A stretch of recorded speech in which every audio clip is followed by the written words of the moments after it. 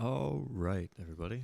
We are back for week 3 of Monhill's Music Group Audio Hour. All right, so at this point in our scenario, you have recorded all the parts for an album.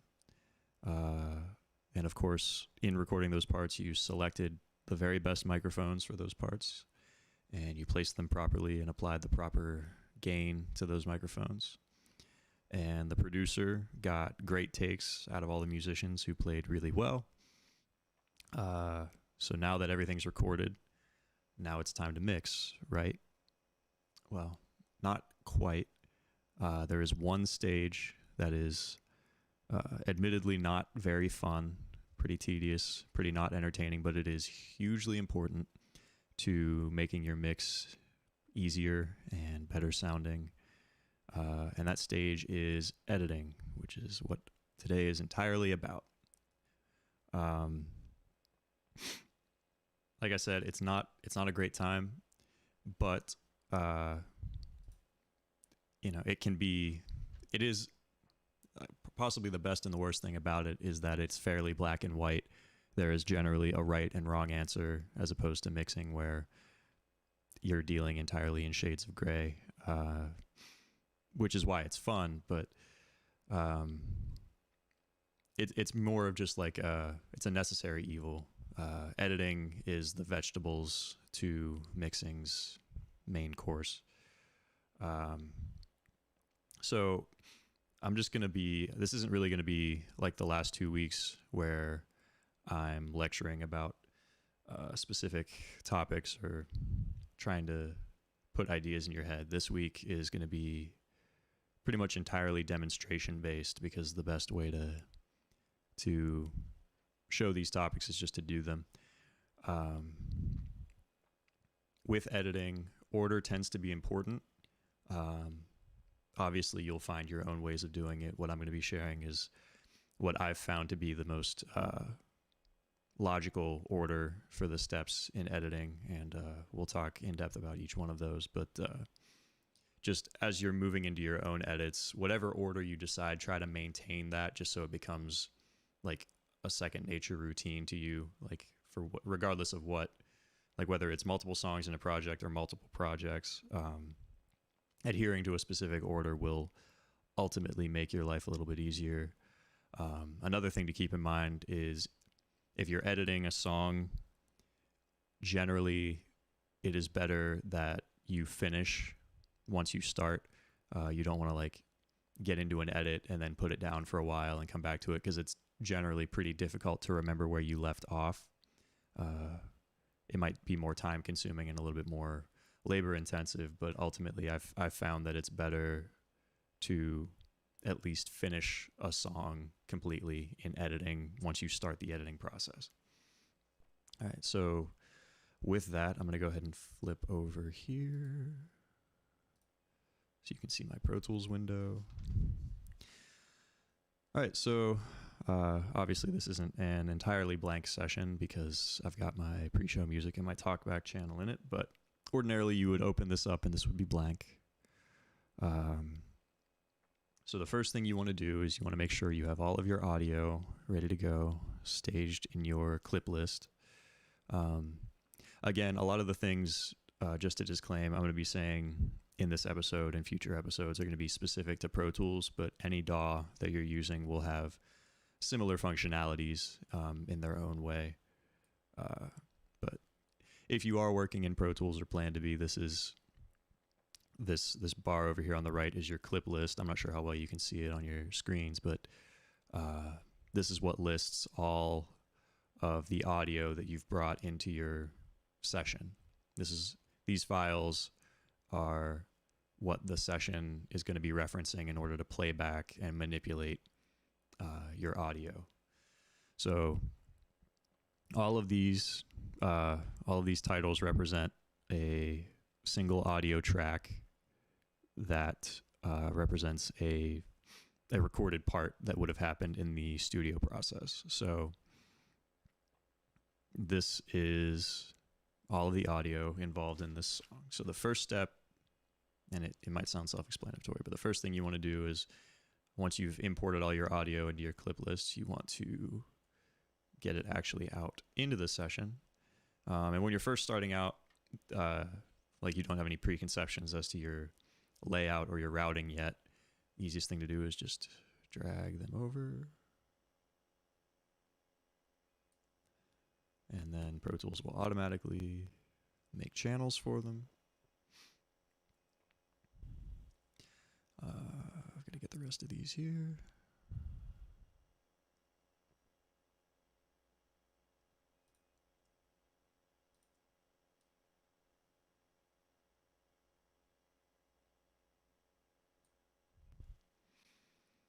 Right, and this is going. Okay, now, right out of the gate, first thing you want to make sure is that all of your audio files are positioned at exactly the beginning of the session, exactly 0. So that way you know there's not going to be any like misalignment of the parts. Like you're not going to have two parts that were recorded together, but because one clip starts at a different point than the other, that the parts won't line up. That can be a really big pain to try to track down once you're into the session. So just make sure that you do that from the very start, and that won't give you any issues. Just going through and just checking all of these, dragging them over so they start at exactly 0. So now if we zoom out, all of the parts start at the very beginning and they're all the same length. So we know that these are going to line up. So next, and again, this will kind of be subject to you guys' preference as you find them. But for me, I like to then put all my parts, like all my channels, in a specific order. So here this is our mix window. comparable to, over here, your edit window, you can see your clips. Over here, you can see the channels. And this is where you'll be dealing with processing and fader balancing and stereo imaging eventually. Not really going to get into this too much today, but just for the sake of ordering the parts, I find it easier to do that in the mix window. So first thing I'm going to do is, just for this purposes, I'm going to get these unnecessary channels out of my way, move them all the way to the back. For me, I tend to like to mix left to right, and I usually start with my drums. So I'm going to go through and get all of my drum channels to the right side. Right. Just going along and reading the titles of the channels. All of my drum channels, I'm just going to bring all the way over so that my session, as I look at it from left to right, begins with the drum section.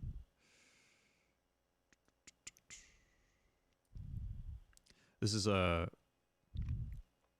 would consider this this session to be fairly large, but not by any means uncommonly large. There are a fair amount of parts, but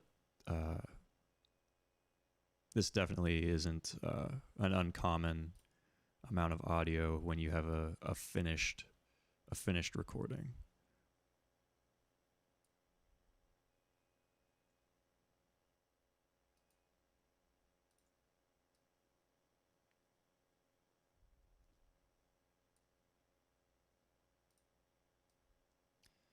So just bear with me as I get these all in order. So there, at this point, all right, so there's all my drum channels, channels 2 through 14. And then I like to have my bass next, and it's already there. Then I like to have my guitars, so all of my guitar channels.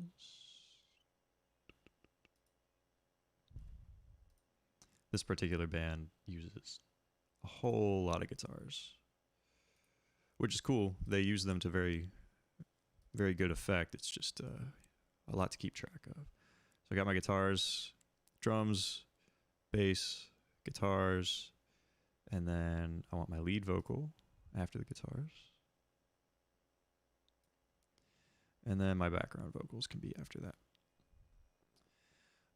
One thing that you may want to do in the editing process as well, just for sake of visual management, is I like to assign colors to my channel strips in groups. And again, that's totally a matter of preference. But for me, I like to make my drum channels, I like to keep them this color blue. Basses, I like to make purple, just because that's the habit I've gotten into. Guitars, I like to make orange. And vocals, I like to make yellow. Like that. Okay. And one other thing you want to do next is, while we're dealing with these channels,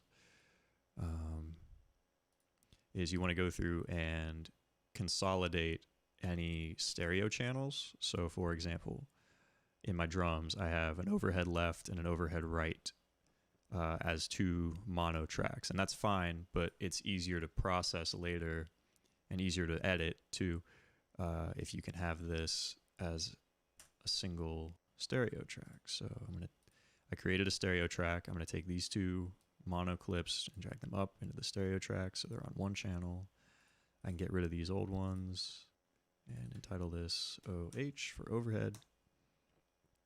And then the same deal with, I have a room left and right. So one stereo channel, condense these.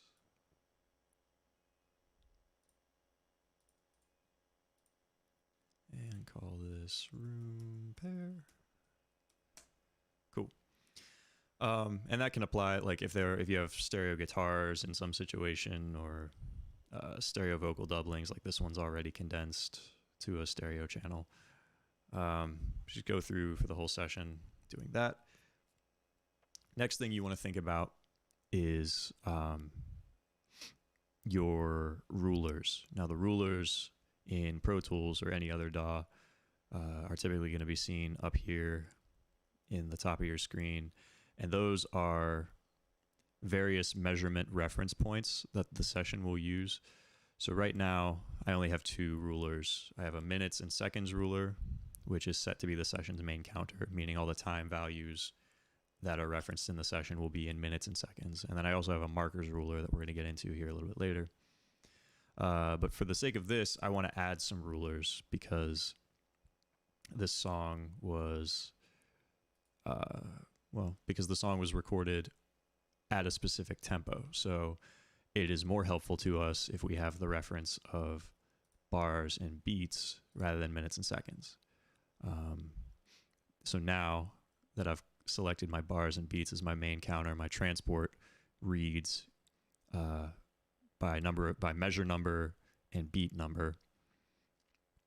And the grid, I don't know how well you can see that from here, but the grid in my session changes to reflect my main counter. So now each one of these lines represents an 8th note, although I can change that. And for the sake of editing, I typically like to keep my grid at 1 bar. So now, this is bar 1, bar 2, bar 3, bar 4, and each of these lines represents 1 measure. But the session doesn't know how many beats are in each measure. So you need to make a meter ruler, which defaults to 4/4, which this song, just as most songs, adheres to. This song's in 4/4. The other thing that we don't know at this moment is the tempo that the song was recorded at. So if you look, this is a kick drum channel, so here's a pretty defined transient that we as musicians know probably falls on beat 1, but if we look over here, it's in between the bar lines of measure 9 and measure 10, and that's because the session doesn't know what tempo this is recorded at, so we need to add a tempo ruler. And this particular song was recorded at 128 beats per minute, quarter note. So we can just type that in. And now, if we go in, you'll notice that these are right on beat 1 here, and the rest will align accordingly for the various subdivisions of the parts. So now, if we need to go about our editing process that we'll get into later, if there's any sort of time-based changes that need to happen, we'll be able to make those relatively quickly and easily because we'll have a definitive reference given to us by the session grid. So now that we have all of our channels organized, we have our session laid out the way we want, we have our rulers set to reflect the parameters of the song in terms of its timing, we now want to go into our first true editing process, which for me, I always start my edits by going through my clips and seeing if there is any instances where I might want to make clip gain changes. Now, clip gain, similarly to, I guess not really similarly to our discussion last week of analog gain, but clip gain in the digital world is effectively it's effectively like changing a fader's position, but for the entire clip and without allowing your channel strips fader not to change. I like to do this first because if there's any parts that I think should have more or less level to them, I want to do that before I even worry about fader balancing, because when you're fader balancing in your mix, it'll allow you to keep your faders a little bit more neat and tidy. In Pro Tools, your clip gain control is always to the far left boundary of the clip. So say I wanted to make this kick channel louder, I would go over to this little little fader icon here at the left where it says 0 dB, and I'd click it. And while I'm clicking, I would push this up. See how it changes the waveform and makes it bigger. This isn't true gain manipulation, as it's not changing the waveform. It's just adding exact amplitude. So it just makes it louder. It doesn't add any harmonics or anything, because this is all in the digital realm. So I can make it louder. I can make it quieter. But I don't really need to apply clip gain. The only times that you're thinking about applying clip gain are usually if a part is recorded like obscenely loud or obscenely quietly, or if you have two perspectives, like two microphones on the same sound source, and one is substantially different than the other. So like I'm looking at my drum channels, like these two are kick, and obviously there's more noise in the second one, but the transients themselves are effectively the same. These two are my snare drum, and they look good. Hi-hat doesn't have a second reference, neither do the toms. My overhead and room channels look about the same. But then if I get down to my bass, I had a bass direct input before the cabinet and a microphone on the cabinet. And if you notice, the cabinet channel is substantially louder than the DI channel. And that's not really something that you're going to want in the mix, because you're going to be combining these two parts, hopefully in equal measure, to achieve a cumulative bass sound. So what I'm going to do is I'm going to go over here, and I'm going to take this DI's clip gain, and I'm going to raise it until it appears to be more or less even with that of the cabinet. So something like that. It's worth pointing out too at this point that just because you can't see the tops of a waveform doesn't mean it's necessarily clipping. That's just the way that waveform is being represented. If you want to change that in Pro Tools, you can just go to the zoom settings toolbar at the top and decrease it or increase it to your leisure.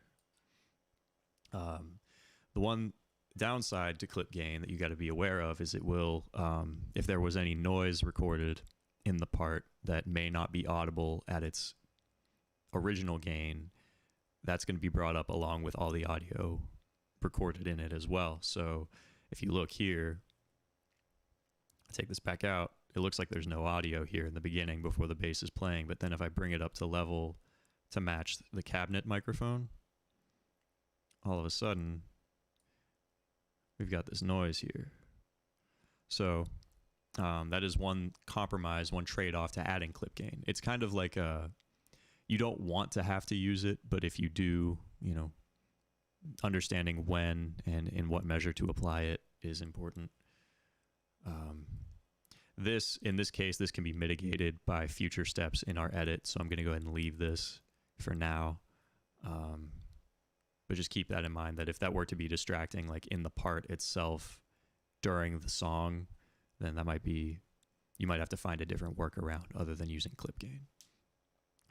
Continuing through my other clips, guitars look about the same, as do the vocals, so that's probably the only time I'm going to use that in this particular song. So after you've checked all your clips and made any necessary clip gain adjustments, the next step that I always go to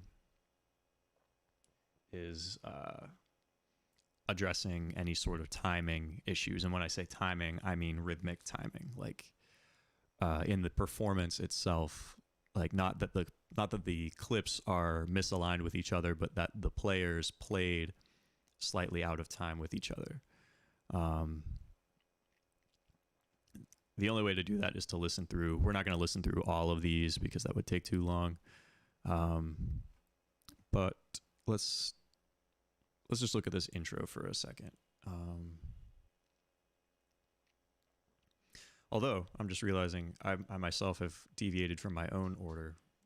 So before we get into addressing rhythmic timing, there is one step that I like to do even before I start clip gaining, and that is create groups. This is a really handy feature that will save you a lot of time if you do it right out of the gate and just have it set up for yourself over the course of your edit and over the course of your mix. So grouping allows you to take two or more channels and controlling one of the channels will control all of the channels in the group based on certain parameters that you can set. So for me, anytime I have two or more perspectives on a sound source, I'll group them, and then I typically will group logical groups of instruments like drums, guitars, all that sort of thing. So real quick, I'm going to go through and create my edit groups here. So I have two microphones on my kick drum, so I'm going to make that a group. The command for that is Control-G or Command-G.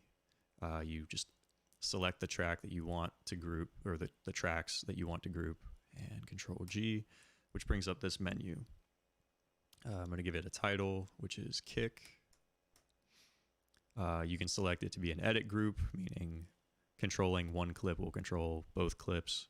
A mix group, meaning what you do in the edit doesn't do anything to the other clips, but the mix changes will affect the other channels, or it can be a mix and edit. In this case, that's what I'm going to do.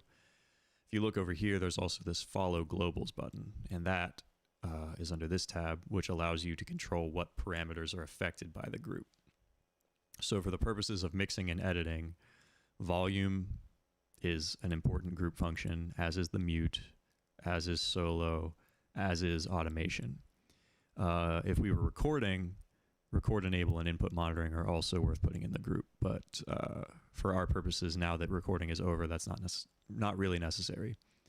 Panning is almost never worth putting in a group because typically the group is either going to be panned the same anyway, or in the case of drums, they're going to be all over the place. So that doesn't typically need to be controlled within a group. You can also group insert points for processing and send points the same way, although I myself don't typically do that. Also, if you want the group, like different groups to have different attributes, you can do that by unchecking the Follow Globals box and set it independently for each group under the Attributes tab. But the nice part about using the globals is that it defaults to every new group, so you can just click through, like select your channels, title them, and then move on. So with that, there's our kick group. And so now just to give you an example, when I click on one of these clips, both of them are selected.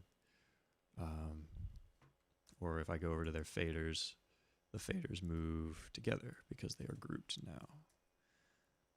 So I can just go through my whole session and do that. So I've got two snare mics, Control-G snare. Only one hat.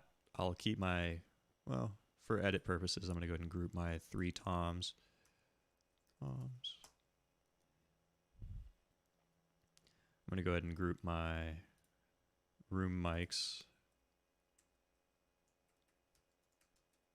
And then I'm going to make a group for all of my drums. And if a channel is in multiple groups, the group that takes precedent, if they're both active, the larger group will take precedent. So like right now, my drum group is the biggest group and it's active, so all of my drum clips will be affected. Groups are toggled on and off at this little side lower left menu here. If it's highlighted blue, that means it's active. If it's not highlighted, that means it's inactive. And over the course of our edit, we're probably going to be toggling in and out of these fairly frequently. So in addition to my drums, I've got two bass mics.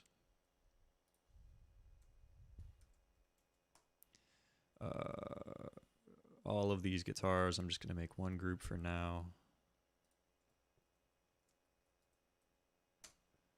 And all of these vocals, I'm going to make one group for now. Or I'm going to leave the lead vocal out and just make a background vocal group. Cool. Okay, so now we have our groups done. And with that, now we can go into rhythmic timing adjustment. So for right now, let's mute the guitars and the vocals and just listen to the bass and the drums. Because a lot of times the rhythmic timing between these two elements is the most important to be like exactly dead on, because this kind of forms the rhythmic structure for the entire song. All the parts above this will sound wrong if the drums and the bass are not correct with each other. So we're just going to give a quick listen. This is an unreleased track by an undisclosed band, so don't tell on me. Keep this quiet, but give this a quick listen here.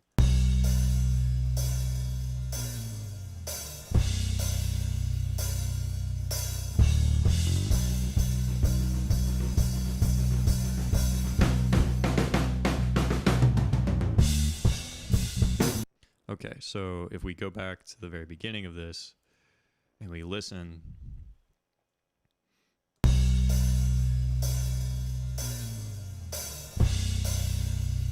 we notice that on this second hit, the bass is earlier than the drums. So that's something that we're going to want to fix. So what we can do is come over to the bass. Pro Tools has this handy feature if you have it enabled in your tool menu. This bottom on the lower left corner, if that's selected blue, that's called tab to transient, meaning you can place your edit selector somewhere before a hit that you want to address and hit the tab key, and it'll go exactly to the transient. Now, we have that transient that is early in the bass selected. Now, what we want to do is take this note, independent of the rest of the notes in the bass take, and move it in time so that it is later and therefore aligns with the drums. So the way we do that is we are going to break this clip, the command for which is, if you have Command key focus on in Pro Tools, which is this upper right yellow AZ button. If you have this highlighted yellow, you can hit the B key, and you see that creates a split here. So now this is a clip. We've turned one clip into two clips. So this clip starts at the exact start of that note that we want to address. But if we went and we move this, that's going to move all the notes subsequent to it as well. So we need to make a second break here.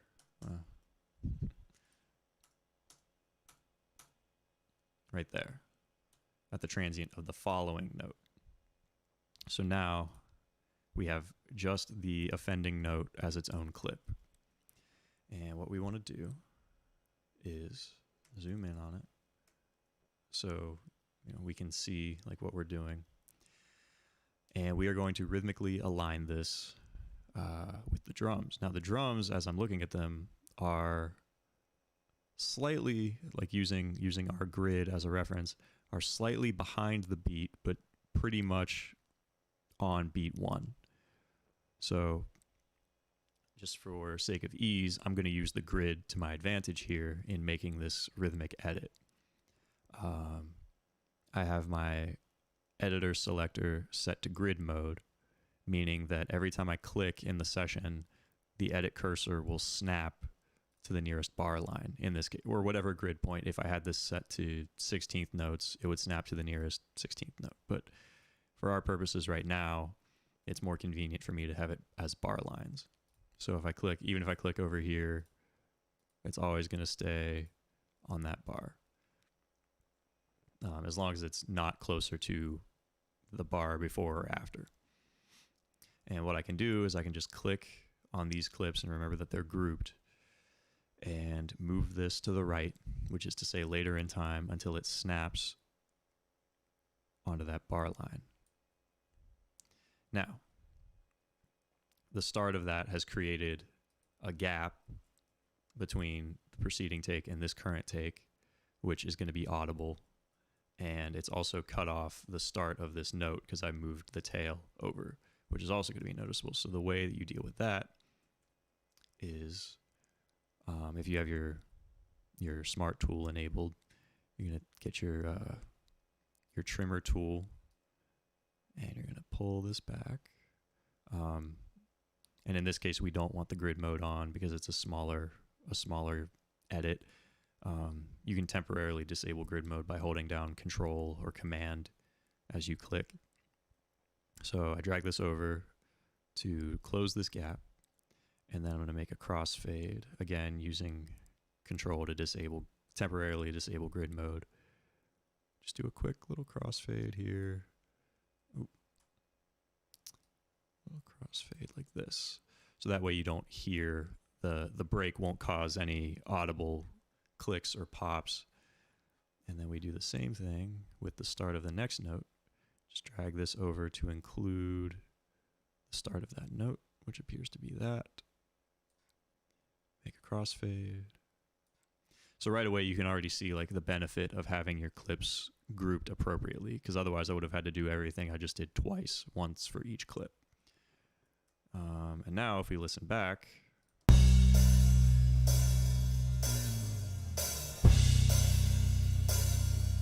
so you hear how the timing is more together between the bass and the drums, and it makes that hit harder. It just comes out at you a little bit more. We're not going to do it in this song for sake of time, but you know, as you're editing, you want to go through and listen to all the parts, and if you hear any rhythmic discrepancies between parts, you want to address them just as we did, like that, by making breaks around the notes that you want to change, and then moving them to a line as you want them, and then crossfading them back in appropriately. So we're just going to assume that I've done that for the rest of these clips. And then the next step I usually go to is trimming, which just refers to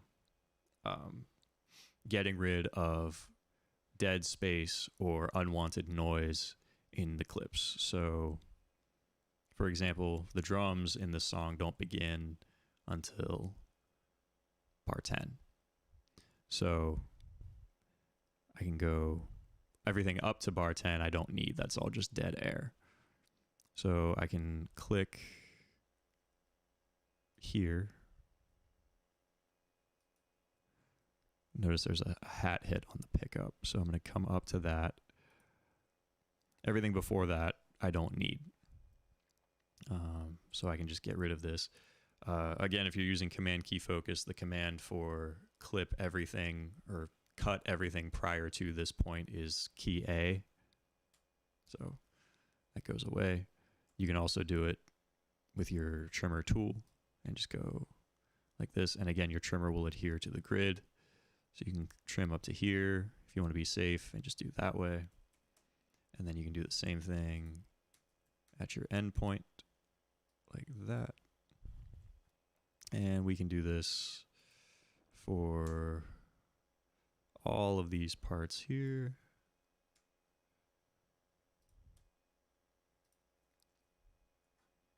And likewise at the start of all of them. Just quickly doing this. So this is like the quick, easy part of the trimming phase. The harder, more tedious part of the trimming phase is in situations like this, where so there's this guitar part that comes in and then it goes away and comes back in later. All this stuff is most likely amp hiss. So I'm going to click. But remember, if we click and highlight, we want it gone on this track. But if we get rid of it, because these are grouped, it gets rid of everything. So we want to undo that, which is the beauty of editing in a DAW, is that it's all non-destructive. So in order to make this trim edit, we want to go over and disable temporarily our guitar group. And now we have independent control of the guitar clips. So on this guitar clip, I want to cut out this excess noise. So you can do that by just highlighting the region that you want to get rid of and hitting backspace, and it goes away. So now that guitar part's going to be playing while it's in, and then there's going to be no information on the clip, so it won't be contributing any noise to your mix. A big place where this really comes into play, and like for me, it can make or break the cleanliness of a mix later, is particularly in the lead vocal, because it's going to be so present that if there's any noise in between phrases, you're going to hear it. So I'm going to quickly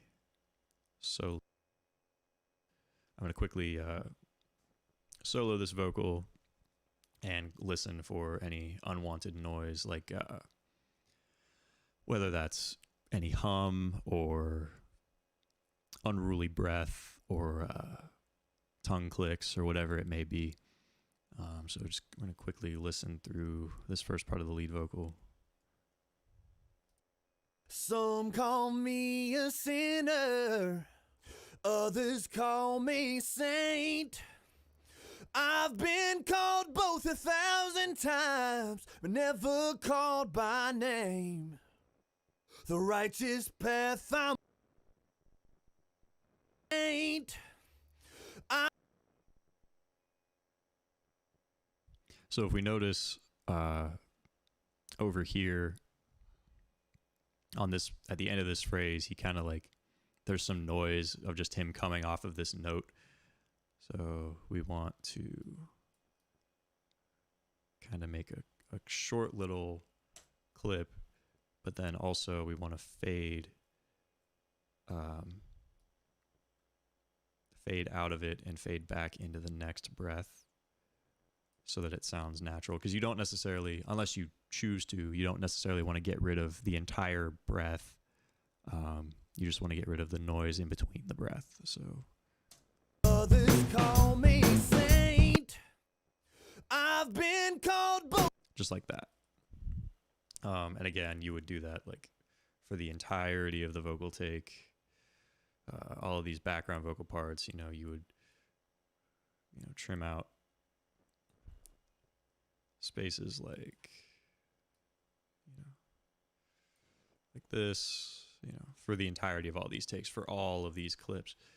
So again, we're not going to, for the sake of time, we're not going to do that for all of them, but for the sake of displaying the that stage. So by this point, we have set all of our clip gains. We have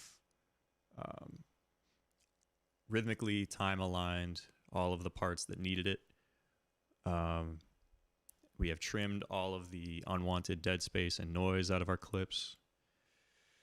So now we're on to kind of an abstract stage of the edit, an often overlooked stage of the edit, but again can be deceptively important, and that is phase alignment. Now, phase can be kind of an abstract idea, but to kind of just give you an idea of what it is and how it can pertain to the mix, sound is a wave. It looks like this.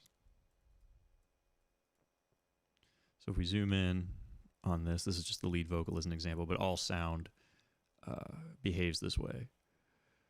The center line is our 0 point, meaning it's not causing air to expand or contract. It's neutral. Everything above it is causing air to contract, and everything below it is causing air to rarefact, which we're getting into physics at that point and beyond the scope of what we need to talk about here. But suffice it to say that all sound moves through the air as a wave. Like it goes up, comes down, goes back up, dips, comes up.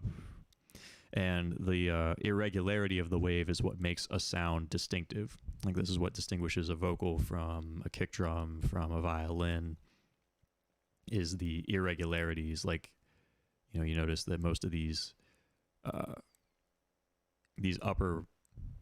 air compressions here have like this little dip in them, and that is where like the timbre of this particular singer's voice is going to lie. Like that's what makes it distinctive.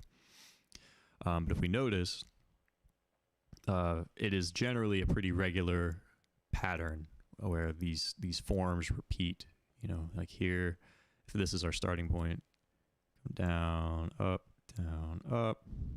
little down, up, little down, up, down, and then we've started over. Here's a similar shape.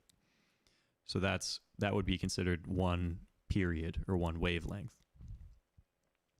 which on its own doesn't really mean anything, but as similar sound sources, like similarly patterned waves, are played back together, if they aren't aligned correctly, meaning, say there was a second, like say the singer doubled this part and sang the same notes the same way, but when he sang it that time, the alignment of the wave was opposite this one, meaning like every time this shape happened in the up direction, the opposite take had it in the down direction.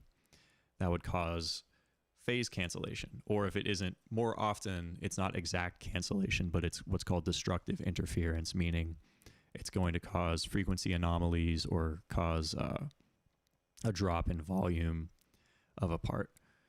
So for our example, we're going to look at the bass guitar. You can't remember, we've got a direct input and then a microphone on the cabinet.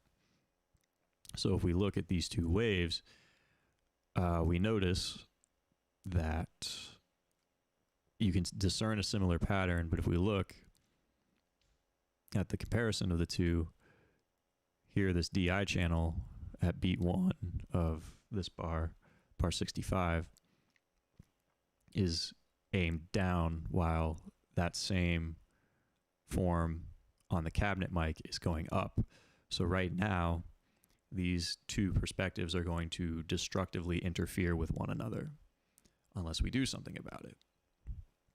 Now you have two options here. You can either, like in a microscopic amount, shift the take in order to better align, like shift it in time in order to better align the waves, or you can do a strict inversion, meaning every up wave on this track would become a down wave and every down wave would become an up wave. It would be reflected across the middle line. Now, looking at this wave, in this case, it looks to me, and this makes sense based on how it was recorded, that the cabinet mic is effectively the same wave pattern as the DI, just later in time. And that makes sense because the DI was before the cabinet, so the cabinet has the latency of the cabinet's electronics and then the amount of time it takes to get from the cabinet speaker to the cabinet microphone. So what we can do is we just want to shift this entire clip earlier, because if we're looking like, here's the start of this note, here's the start of that same note in the cabinet.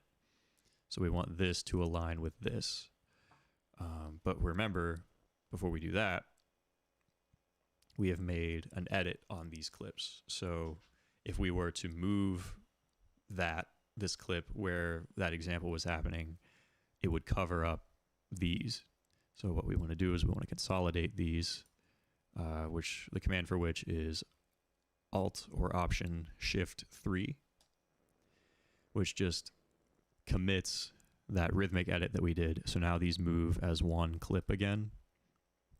And we can go back to our example point, because generally parts are out of phase for the entirety of the recording.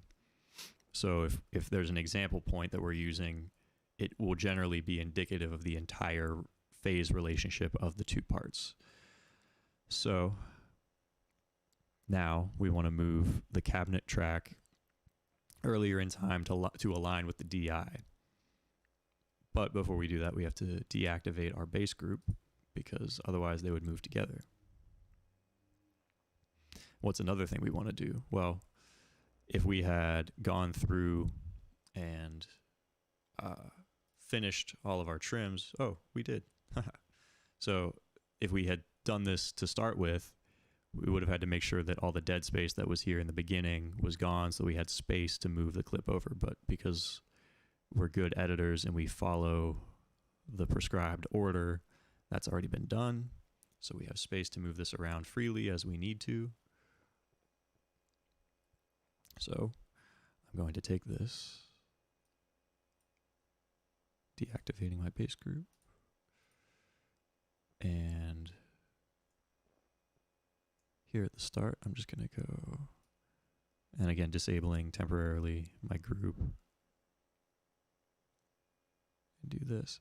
So now if we look at it over the course of the waveform, they're not exact, and they're not going to be because the cabinet's going to be imparting some distortion, but in general, the up waves are aligned with both, and the down waves are aligned with both.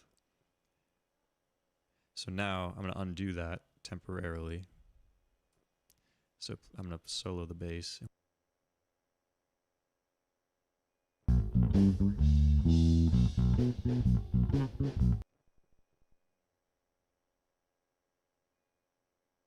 So that is with some destructive interference in the bass. Now if we remake that edit we made, this phase alignment, and we play this back again,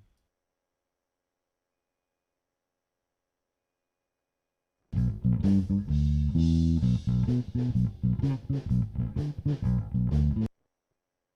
if you're listening on proper monitors, you'll be able to hear that that's actually a pretty substantial difference just out of that tiny little shift that we made. The low frequencies are much more clear, much less muddy, much more defined and present. So you can see that doing this over the course of anything that has multiple perspectives, like these are two microphones on the same guitar cabinet. So like if we look at these, we can see that these are actually fairly in phase as it is. So these were mic'd in such a way to allow for minimal phase interference. If we come up here and look at these drum mics, like say the two overheads, we'll get to a part where there's some more transient heavy information.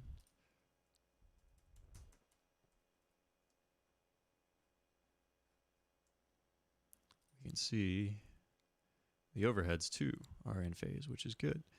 And our room mics are as well. So this was recorded fairly well to allow for minimal phase interference. But you would go through and check any of the channels that have multiple perspectives, or in the case of drums, like one thing I like to do is make sure that my snare drum mic, specifically my top head snare drum, is phase aligned with my overheads. And if it's not, I'll move the overheads to align with the snare drum. Otherwise, it can make the snare drum sound muffled or disappeared or harder to cut. These kick drum mics, I would want to take a look at and make sure that they are in phase, and they are. Same deal with these snare drum mics. Now looking at these, we notice that they're not in phase. Here's an up and here's a down, but they are happening at the same time, so a rhythmic shift isn't going to help us. So the snare is an instance where a phase inversion would be helpful. We can either make note of that and choose to do that in the processing stage of the mix, but what I would rather do, so that the mix processing can stay its own thing later, is apply the phase correction directly to this clip. Meaning I'm going to create a new clip with my processing what's called committed, meaning it's no longer undoable. It is now part and one and the same with this audio clip. So I want to phase invert the bottom head of the snare drum, and I want to commit that edit to this part. So one way to do that is by using what's called an audio suite plugin. And audio suite plugins are different from normal plugins in that they don't exist in real time. What does that mean? Well, if I were to place a plugin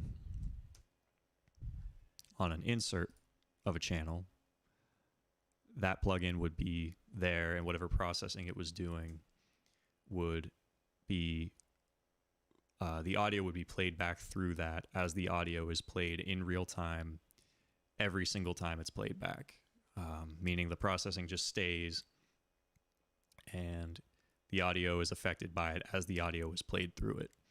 Now, audio suite plugins are different than normal plugins in that they run in what's called disk time, which is not real time. That only exists in the realm of the computer and is written into the code of the audio that's playing through it.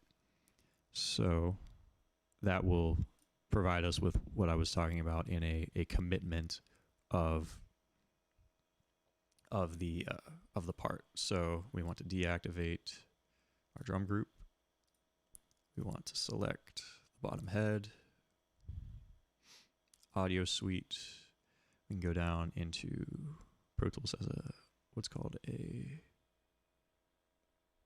gain plugin. We're only going to use the gain plugin for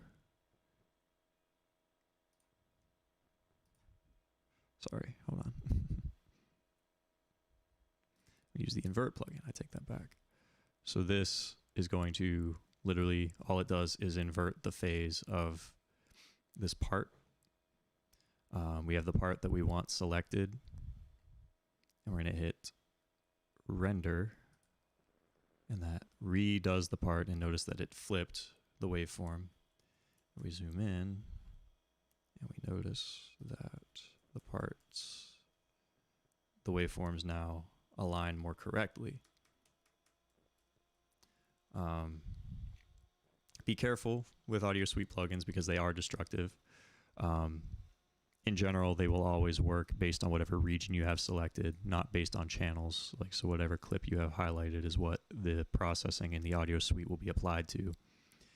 You can click this little speaker to hear like a preview of what that processing would do to that particular clip if you want to. I find this particularly helpful in editing for purposes of phase alignment, and the next phase of, or I guess I should say the next stage of the edit. There's really only one more stage. If we have clip gained everything that needed it, we have time aligned everything that needed it, we have trimmed all the excess space and noise, and we have phase aligned everything. Now the only step remaining is pitch correcting. And most often that's only necessary in vocals. So in this case, and this is honestly like a case-by-case basis, but in this case, I know the vocalist is extremely talented. They have extremely good vocal control. That said, it is helpful in the mix that all of the pitches be like exactly correct and in tune with the rest of the instruments. So this is another instance where I'm going to use an audio suite plugin so that I don't have to worry about maintaining a tuner plugin in my mix. So we're going to select a pitch correction tool. This is the waves tune. But any auto-tune plugin is basically going to be laid out like this. Now, in this case, I'm just using it for a very subtle sort of safety net. I don't want it to be audible. I just want it to kind of just work in the background and not be heard. So this particular singer is a tenor voice, so you can select the tenor range so it's specific to here. You want to have a relatively low correction speed, something like 15 milliseconds. Another thing you can do is you can define what notes are in the song. So like, I know this song is in the key of B major. You notice that these purple lines represent notes that the tuner will not bend to. Because they're outside of the key of B major. But I also know that the singer uses some chromaticism in his melody and he will also need the flat 7. He'll need an A natural, and he also uses a sharp 5. So he'll need a G natural. But the other notes he won't need, so we don't need to bother correcting to them. So we've set our range and our key, and again we can hit render and it will apply this pitch correction right into the audio of the vocal, just like this. So now this is a pitch corrected vocal, and if you listen to it, Some call me a sinner, others call me saint. it doesn't sound auto-tuned because we didn't want it to, but all of the pitches that he is singing will be exactly the pitch that he's singing. Like if he's singing a B, it will be exactly a B, and that will make life easier and make it sit with the instruments a little bit better. So those are effectively the stages of editing, and generally the order, that to me is the best order I've found. If you would rather do it in a different way, that's obviously up to you, but in general, editing refers to setting clip gain, addressing rhythmic timing, trimming, phase aligning, and pitch correcting. Quick note about digital plugins, and this goes for today as well as future sessions. Most of what I'm going to do, I'm going to try to use either no plugins or stock plugins, but it's worth pointing out that there are some plugins that are designed specifically to work for specific tasks that you would have to procure, like you'd have to purchase them yourself. But if you're going to be doing tasks like this a lot, it may be worth looking into investing in something like that. For example, remember how I was like zooming in on these waveforms and like manually phase aligning these parts? There is a digital plugin that Waves makes called In Phase, which is extremely helpful for looking at phase anomalies. So say I were to take this section of overheads and run it through this plugin.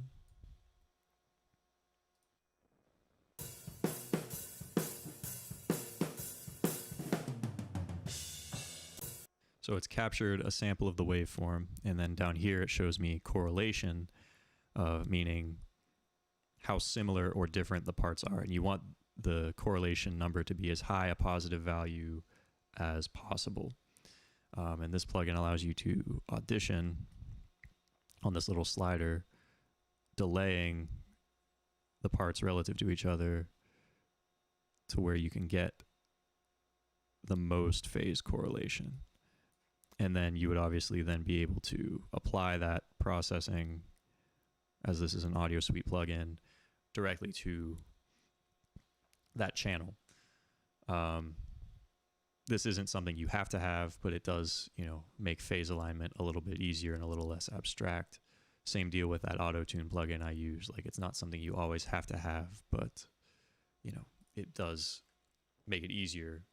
So just keep that in mind in general about as I'm going through these sessions, and or if you're watching any other sessions, like there are no plugins that you absolutely like can't do without, apart from an EQ or a compressor.